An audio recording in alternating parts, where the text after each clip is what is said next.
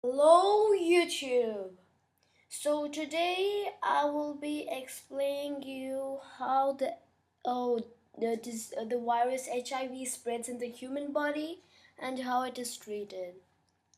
So as I think you guys might know that HIV is a virus. So HIV is a virus. Oh, my handwriting might not be good on this spreadsheet, but I'll make short form. So basically, a virus cell looks like this. Okay, so this is called the protein code. I'll put SPC for short form. And this is where the DNA is stored. Okay, so it's where the genetic material is there. DNA.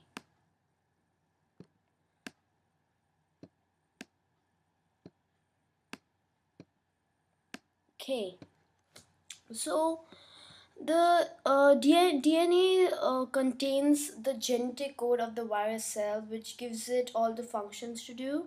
Okay, and it's also responsible for making new virus cells. Now, what happens in your human body? Okay, when you get HIV, is that the cell there? Okay, and say this is the animal cell, big one. The nucleus comes here, right? And the cytoplasm, the small dots.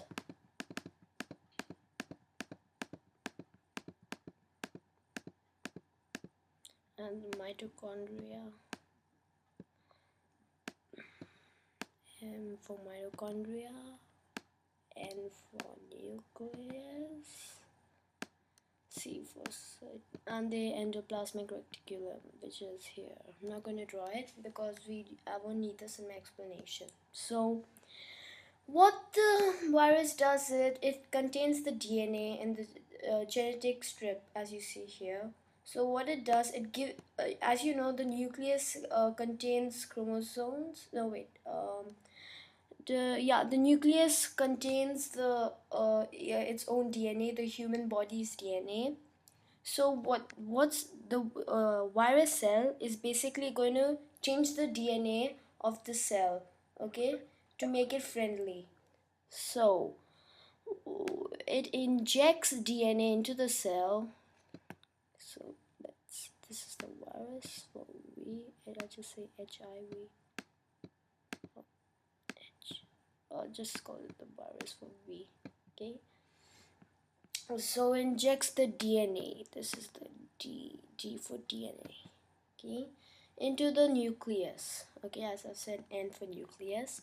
In there, the DNA of the human body changes to the. It's as if, suppose I have my laptop here. Okay, and my laptop acts like the human body cell. Okay, and the virus basically acts like a hacking machine. So when I connect the hacking machine to my human body cell, you can even call, because this cell, if you it's called the white blood cell. Okay, so basically in HIV the viruses are attacking the white blood cells.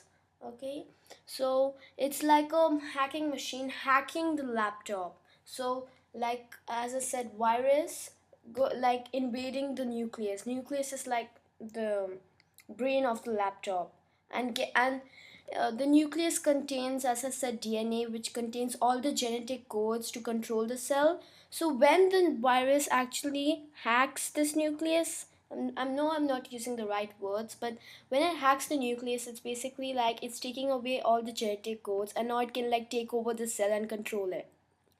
So when that happens, so this is the in the chromosomes the DNA is stored. So now that, say we this was the chromosome, this was the DNA. Okay,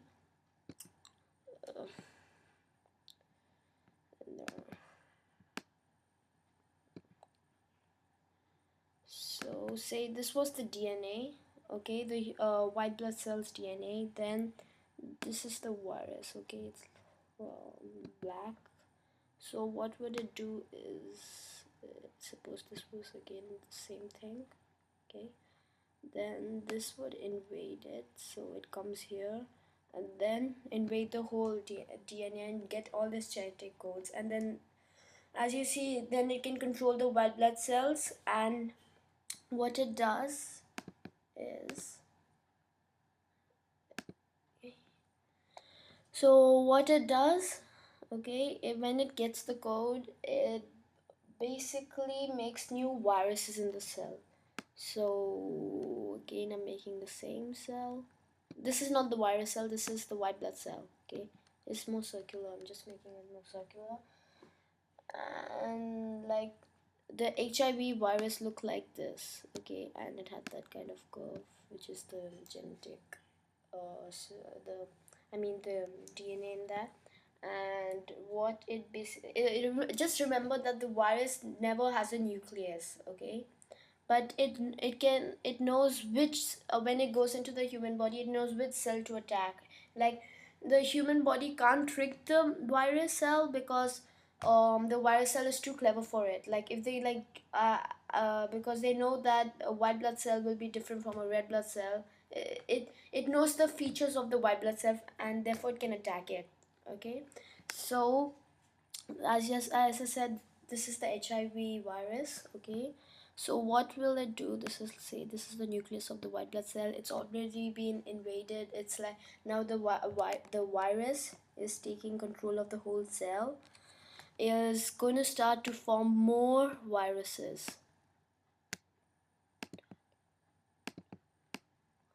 Okay, so the viruses are going to multiply in the cell. The HIV virus cell can't multiply its own cell because it needs a cell to actually make itself multiply, okay, since it doesn't have a nucleus. So as you see here, it's used the white blood cell to multiply its viruses to attack the rest of the body, and this process goes on. So what basically happens is, um so yeah, so what basically happens is, so all the viruses, okay, so all the viruses basically burst out of the cell and the white blood cell is basically destroyed and more viruses are given out. Okay, so it's as if like the cell has bursted like a balloon and inside it has like viruses, so it just gives it off, okay. So that's how it is, okay. So a bit background information about the HIV virus is that it killed more than 25 million people since it was first discovered in 1981. This virus was never known before 1981. It was known, it was found out in 1981, and few people die of AIDS, mostly in the UK, and but millions die in Africa. So the virus basically affects poor countries, okay. And till now there is no cure, okay. There is no cure because the HIV virus can mutate. Every virus can mutate, which means it can change its identity. Let's say this was how the virus looked like, the HIV virus. It can change itself to, say, a green color one or a green color long virus. It can like change its complete identity, and therefore, like when say there was, this is called A, okay, this is called B, they're completely different now, and this is called C, okay. So when the doctors find cure for A, by then the virus has already changed to B, so therefore we can't find a cure for it because it keeps on changing, okay. So it's a completely different philosophy from our philosophy on science. And yep, so the doctors have not found any cure for it, okay. So you basically get HIV when you contact with the person. Okay, so HIV is spread when the blood of an infected HIV person mixes with the blood of an uninfected person, usually through sex and by drug addicts sharing needles, which are like the injections you get by the doctors. It cannot be passed on by normal contact with an HIV positive person, meaning no, it cannot be passed on normally, only with direct like contact. Okay, then like I said, as I said, sex or drug addicts like sharing needles, like with their blood getting to the other person's blood, because the blood in theirs will contain the HIV viruses, so it'll get into the other person's blood, and the HIV viruses will get spread on. Okay, so that's how it gets spread. And so as I said, the HIV infects the white blood cells, okay, that are vital of obviously for destroying microbes. Okay, and therefore your immunity goes down when you get HIV, because the number of white blood cells in your body rapidly goes down, because the the HIV virus multiplies completely faster than the white blood cells can even multiply. Some people think that why can't the white blood cells multiply faster. They can multiply faster, but they can't multiply even more faster than the virus cells. So by that time the virus cells might have destroyed most of the white blood cells. So as I said, no cure for the HIV virus. So as I said, the strand of genes from the virus, as I showed in the diagram, so this was the virus and that's the the strand of genes. Okay, so from the virus, it inserts the DNA into the cell, as I explained before.